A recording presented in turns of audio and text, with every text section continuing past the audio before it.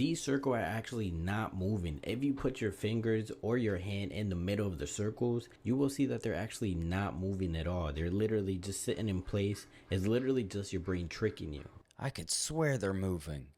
This is one of the best optical illusions I've seen in I don't know how long.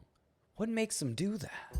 Hello and welcome to another episode of What the Heck Is Even This, where we look around the internet and we see things that make us say, what the heck is even this? Today I'm reporting from the inside of a washing machine.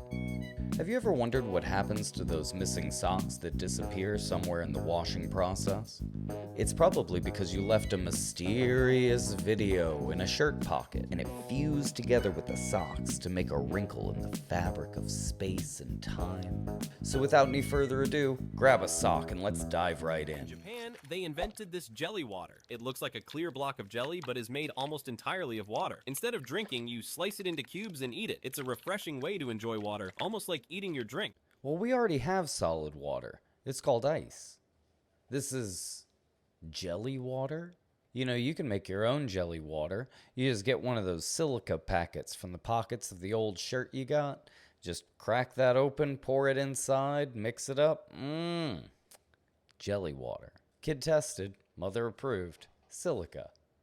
Nice. What terrifies me is that Sam Altman has figured out the perfect hype-inducing rhetorical hack by beginning every statement he makes with the phrase, "What terrifies me?" The only thing that terrifies me is terrification itself. Here's what being fat was like in the Middle Ages. Now, you might believe that obesity is a modern issue, but it really isn't. There were plenty of overweight people during the Middle Ages. Back then, body fat meant different things depending on who you were. For knights, it was bad news. They were supposed to be lean, athletic, and ready for war. But for kings, a lot of them were plus-sized. Charlemagne had a gut, William the Conqueror couldn't fit in his coffin, and Henry VIII got up to 400 pounds. For peasants, a round belly meant that they were doing well. And for women, a little bit of size was ideal. So yeah, being fat meant a lot of different things. You know, hundreds of years ago, they didn't have heat and air conditioning. So it was very important to have somebody like this in your life because they'd provide heat in the winter and they would provide shade in the summer. And if you get attacked by any wild animals, they're not going to eat you. Here's something really kind of weird. I'm begging for it. All right. There's a group of people that built an exact replica of the Ark of the Covenant. It took them 3 years to make. The chief architect chooses to remain anonymous. So they put the Torah, which is the Hebrew Bible, in the Ark of the Covenant. They just did that. And he said, quote, when that Torah was put in this Ark, it became weaponized. This was probably the strangest part of this whole story. Do you know where this replica of the Ark of the Covenant was for 8 months before they brought it to Israel? Antarctica. Trump's house, Mar-a-Lago. No joke. It was in Trump's house for 8 months before it was brought to Israel. I don't know what to make of it. I truly don't care how anyone voted. Just looking at face value, that's strange. Oh, that's 100%. Well, that's strange. Why would Trump have that in his house in Mar-a-Lago? You know, these are probably the kind of questions you should probably not look into any further. Here's some of the most anticipated face reveals that I'm sure you've never seen. So the Wendy's logo was actually based off of this photo of the original founder's daughter when she was 8 years old. He loved the picture so much he made it his company's logo, and this is what she looks like today. This woman, Susan Calpain, actually voices Alexa. My name's Susan, and I'm the voice of Alexa. And watching her talk and hearing it never stops being weird. Master Chief's adult face hadn't been shown in over 20 years until he did a face reveal in the first episode of the Paramount Plus series. The voice of Siri did a face reveal back in 2013. And I'm a voice actor and the original voice of Siri. Where she said she didn't even know she was Siri until she got an iPhone 4S one day and heard her own voice. Apparently she did voice work with a company called GM Voices and had no idea they were working with Apple. Seeing the fact that Rey Mysterio looks like this under the mask still always feels illegal. Kenny from South Park barely ever shows his face, but he actually did a face reveal in 1999 at the end of their first movie, and this is what he looks like. And in the game Mario and Sonic at the Olympic, Shy Guy's mask falls off to reveal that he doesn't even have a face. What a plot twist. He didn't even have a face. That's the best face reveal. People said Dream had a really bad face reveal. Maybe he should have done something like Shy Guy, because he's over here looking like the Trololo. Is there any evidence that our planet was designed? Oh, abundant evidence. So much so that our planet is often called a Goldilocks planet. You know, we live in the habitable zone of our solar system. That's the right distance from the sun so that liquid water can exist. That's essential for life. We have the right mix of gases in our atmosphere. We have an axial tilt, which gives us the progression of seasons as the Earth orbits the sun. We have a spin rate, which is just right. If we spun much slower, we'd have long, hot days and very long, cold nights. If the Earth spun too quickly, we would create destructive winds, gale force. We have the right magnetic shield around the Earth, which protects the Earth from cosmic rays. The probability of all those conditions arising is astronomically small. So that screams design. You know, when he puts it like that, he does kind of have a point. As awful as we can be, this world is a little bit too good to be true. This guy has the best memory in America, and I can prove it. Wesley Twiggs just won the USA Memory Championship. It's a wild event where competitors have to memorize all sorts of different things. In the last round of this year's competition, 3 finalists were given 5 minutes to memorize the order of 2 full decks of cards. One at a time, they had to rattle them off in order with sudden death elimination until Wes was crowned the champion. It's not just in the US either. Last year, the International World Memory Championships was won by a 14-year-old girl from Mongolia. In that same competition, a woman from China correctly recalled 660 numbers in order. So, how do they do this? Most intellectual athletes claim the trick is to associate things with different images in your head. For instance, if you were trying to remember my name, Mike, you might try associating your memory of me holding a microphone. I can even help you with that. How much could one person even remember anyway, though? Well, if you think of your brain like the storage on your phone or your computer, some experts estimate that the average human can store 2.5 petabytes of data. That's 2.5 million gigs. Put that in perspective, that's enough storage space to record 300 years of continuous video. And I thought Kai Cenat streams were long. Now he says I got 2.5 petabytes worth of data on my brain, but I got all kinds of useless stuff like, I have a structured settlement, but I need cash now. Call J.G. Wentworth, 877 cash now. I have an annuity, but I need cash now. Call J.G. Wentworth, 877 cash now. If you get long-term payments, but you need cash now, call J.G. Wentworth, 877 cash now. I could tell you, honestly, that I think there is only the present. Ever, only the present. Past and future are fictions. And then you would say, well, then Bernardo is not a time realist because he denies past and future states. But then I will go ahead and say, I think past and future states are identical in kind and ontologically to present states.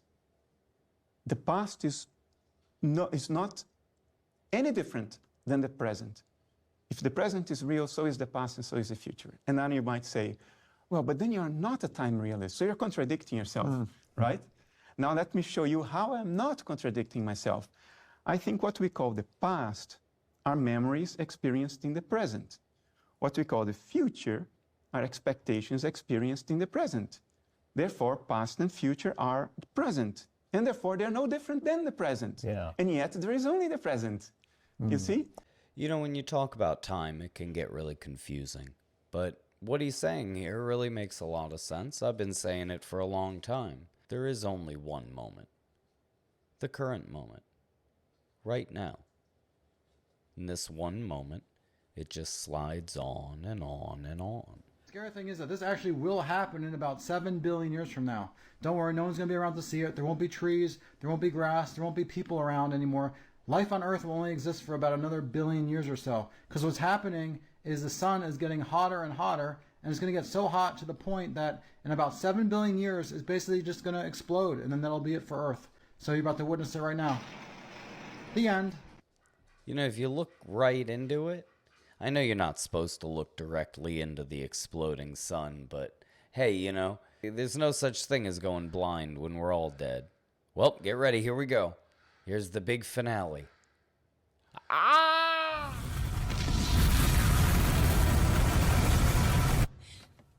You name the only 4 animals that choose to hunt humans? Okay, are any of them bugs or spiders? No.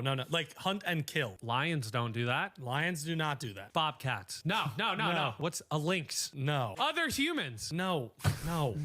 Animals, like not humans, that try to actively, they choose to hunt humans. They would like to eat humans. Sharks? No, they don't try to eat humans. They try to eat seals. Bears? Okay, which kind? Polar bears. Polar bears are one of the 4 animals. It's a cat, isn't it? Yes. A puma? No. A leopard? A leopard. Polar bears, leopards, one more cat, the main cat. The main cat. Besides the lion. The tiger. Tigers, leopards, and polar bears are 3. There's one more, not a cat. So if they see humans in the forest, they sometimes choose to hunt that human. That's crazy. So we got to stay out of the jungle. Do you want the continent? We're going to Africa. We're going to Africa. And they stay in a body of water that looks like this. The Nile River. The Nile River. One of the few rivers that run south to north. And what animal is it? The crocodile. The Nile crocodile. Yes. Polar bears, leopards, tigers, and specifically Nile crocodiles are the only 4 animals that choose to hunt you.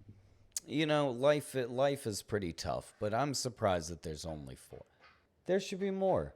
There should be more things that are trying to hunt us. You know, there's so many hungry animals out there. It's like they don't even want us. What am I, chopped liver? They don't even want to chop my liver. It's better than my uncle's liver. My uncle's liver's chopped. Are wealthy people happier than poor people? Wealthy people are less unhappy than poor people. That's how it works. So remember, those 2 things are separable. And so have you ever thought about going out and trying to make the most amount of money possible to make yourself slightly happier? No, so that actually doesn't work. What you find is that when you get above levels of poverty, then you're starting to wipe out avoidable sources of unhappiness, like preventable diseases and caloric deficits and not having enough education, living in a dangerous neighborhood, you and your kids. And one of the mistakes that people make, by the way, is when they're moving from young adulthood into middle adulthood and they're getting a little bit richer, they notice that they feel better about their lives and they incorrectly feel that money's buying happiness, and they chase that for the rest of their lives, and that's a mistake. You know, there once was a wise man who was very big, yet also very small, and he once said, "More money, more problems." And I feel like it's as true today as it was back in the day when that big small man used to say it.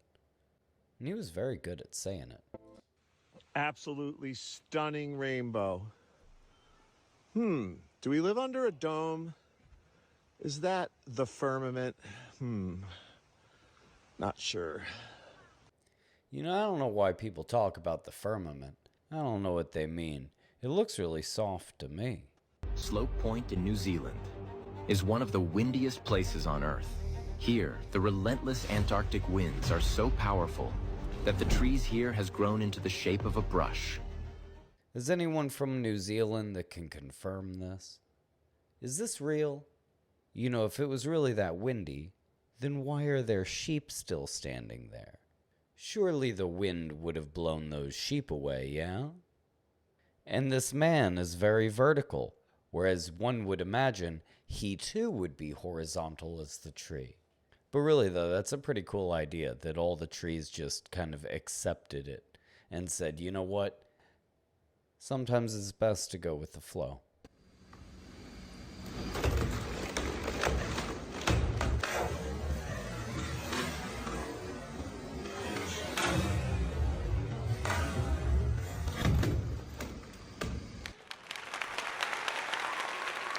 The painted frogfish, unlike most fish, it doesn't rely on swimming.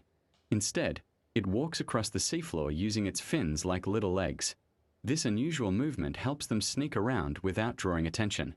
Combined with their color-changing camouflage, they're both adorable and one of the ocean's clever ambush predators. Yo, he's so cute. But didn't he say he was an ambush predator? I feel like I have to look into this fish a little bit more because I want to see it attack. No. Haha. Oh, he's so cute. You just want to squish him. Just gonna squish his little cheeks. Oh, I just want to cry. Oh, it's so cute.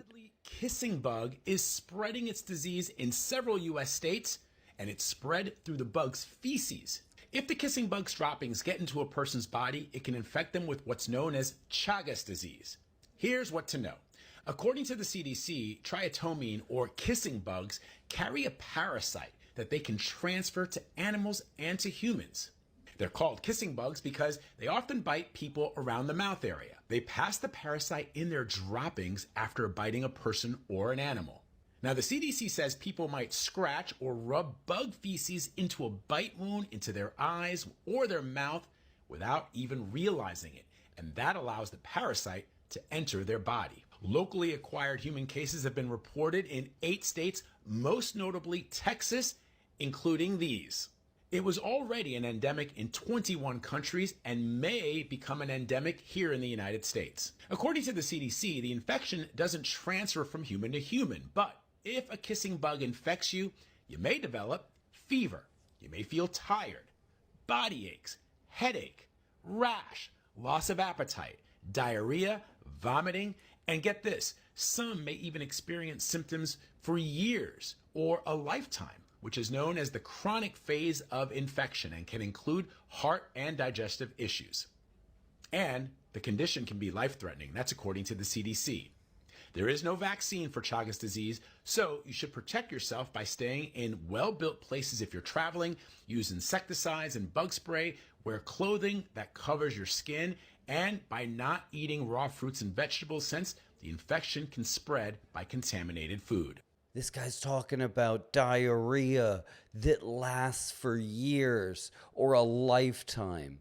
Imagine if you had diarrhea for your whole life because a bug kissed you and then pooped on you. I don't think I like this kissing bug. You know, I've been staying in these poorly built places while I've been traveling. I'm surprised I haven't been kissed and pooped on by a kissing bug yet. You know, I'm lucky for now, but there's always tomorrow. No, it's a kissing bug. Don't let it kiss you and then poop on you. You're gonna have diarrhea for life! Y'all, is them the damn kissing bugs? No! What the fuck? Oh my god. Is them bugs? I just seen about it on TikTok last night. They're gonna poop on you. You're gonna poop for a They lifetime. everywhere. They coming out of the grass. Oh no, get out of there. Is them the kissing bugs, y'all? Oh my god, we're gonna die. You're gonna die. So many people been seeing the kissing bugs. Dude, I don't even know if that's a kissing bug. You shouldn't even get close enough to a bug like that to identify it. You're basically asking for a kiss by getting that close to it. Don't even get close enough to identify. If you see anything that even look like a kissing bug, you better kiss your non-diarrhea having days goodbye. There is an AI R&B artist who just signed a multi-million-dollar deal and has a top 5 R&B album, and the person is doing none of the work. I think you guys think that AI can just be the cover for something, which some people can use. They can make an AI cover. AI can also make the entire fucking song. It can sing the entire song. It can make the entire beat. You can have a song that's one type of song and say, AI, make this into a country song, and it'll literally rewrite, re-sing in a country voice and redo the entire thing. And they don't have to credit anyone. This is so beyond out of our control. And nothing and no one on earth will ever be able to justify AI to me, especially not fucking AI in the creative arts, in which people have worked hard for, trained for, slept on the floor for, fucking got injuries for, worked for their entire lives. I'm sorry, I don't respect it.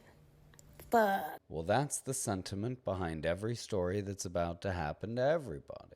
That's everything. Now, there's not going to be any people making anything, because any people making anything are not going to be distributed by the people making all the money. But unfortunately, to the average person, they don't care where it comes from. Art, music, doesn't matter.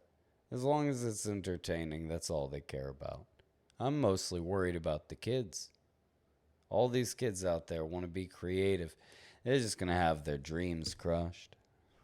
was the world's first experiment that proved traffic jams happen purely because of human behavior, with no obvious reason. If you're stuck in traffic, you might assume there's an accident ahead, but sometimes there's nothing at all. It happens when one driver brakes suddenly, causing the car behind to react and the chain continues. Each driver brakes a little more than the last, creating a ripple effect that travels backward through the traffic, causing a jam out of nowhere. This strange phenomenon is called a phantom traffic jam, and this Japanese experiment perfectly demonstrates it. At first, everything runs smoothly, but over time, tiny variations in speed and spacing start to build up. One car slows down just a little, then another follows, and gradually a wave of stop-and-go traffic begins to form. There's no obstruction, no external trigger, just human reaction causing a traffic jam out of thin air. I'll tell you, anybody who's been stuck in traffic knows if you get to the front of that traffic and there isn't a couple cars all crunched up and mangled, it was all for nothing. You know, there's a lot of people out there thinking the government is creating traffic.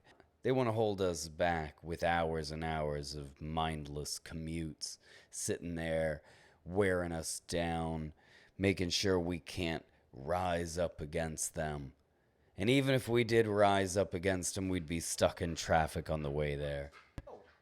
Did you read that study coming out of Germany about thoughts and migraines? If you didn't, this is really interesting.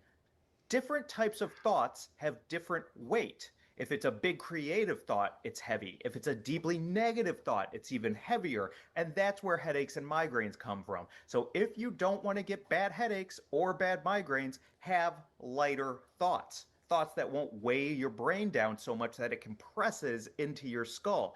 Don't think too much and your head will feel fine. And that's just science.